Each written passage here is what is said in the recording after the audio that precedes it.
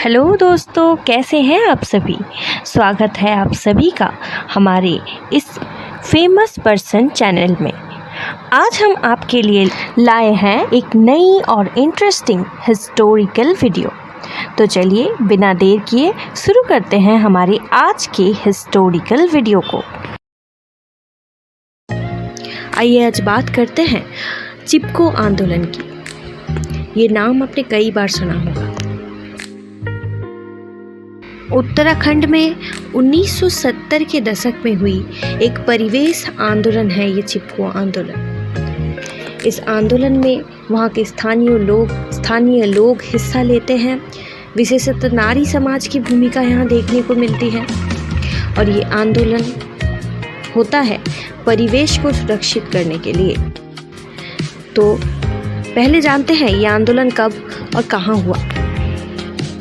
1970 के दशक में चिपको आंदोलन होता है। ये आंदोलन उत्तराखंड के गढ़वाल क्षेत्र में रेनी नामक ग्राम में ये आंदोलन होता है। यहाँ ग्रामीण पेड़ों की कटाई के विरोध में ये आंदोलन किया जाता है। इसकी शुरुआत मूल रूप से उत्तर भारतीय राज्य उत्तराखंड, तब उत्तर प्रदेश था, इसमें हुई।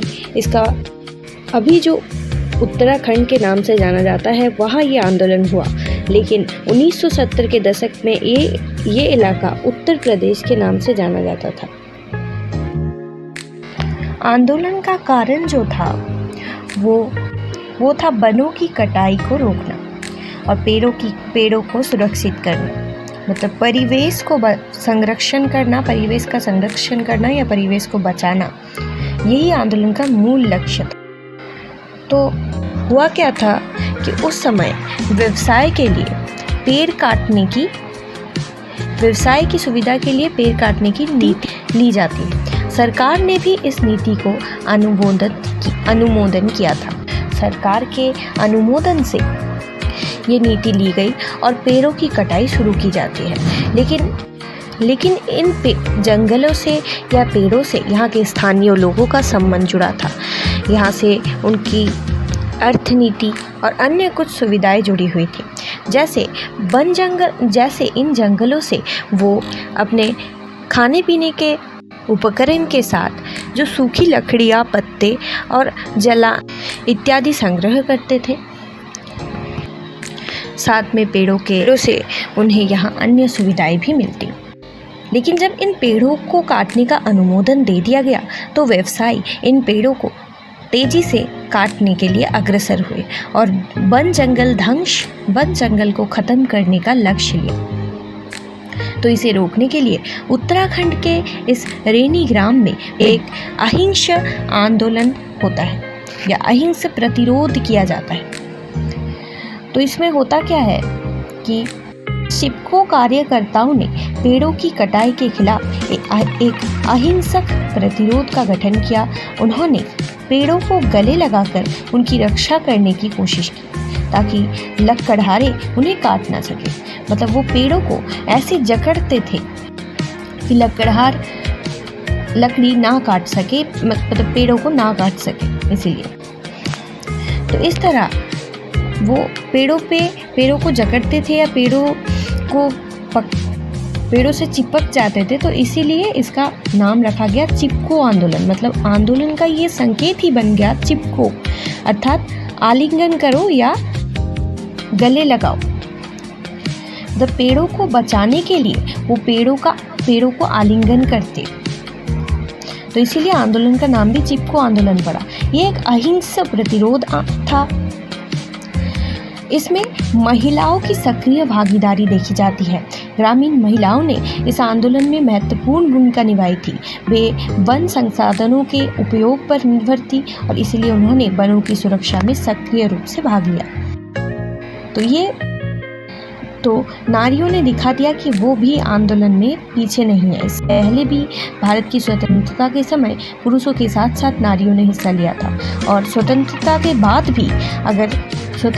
बाद भी अगर कोई प्रॉब्लम आए तो उसमें भी वो लोग साथ हैं, ये उन्होंने दिखा दिया।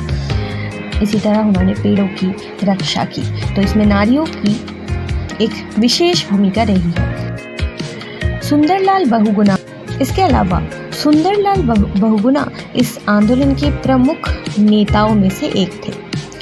इन्होंने पर्यावरण की रक्षा के लिए लंबे समय तक काम किया था और चिपको आंदोलन को दुनिया भर में मशहूर भी किया था। ये पर्यावरण जागरूकता थी। चिपको आंदोलन ने पर्यावरण की रक्षा के महत्व के बारे में जन जागरूकता पैदा करने में मदद की। इसे पर्यावरण और वन संरक्षण के आंदोलन में एक महत्वपूर्ण आंदोलन माना जाता है। स्थानीय लोगों की सशक्तिकरण भी हम इस आंदोलन को कह सकते हैं। मतलब ये आंदोलन स्थानीय लोगों को सशक्त बनाने और उनके अधिकारों की रक्षा करने में एक महत्वपूर्ण कदम था। कार्यकर्ताओं ने पेड़ों को गले लगाकर उनके रक्षा करने की कोशिश की, इसीलिए नाम चिपको पड़ा, जिसका अर्थ गले लगाना।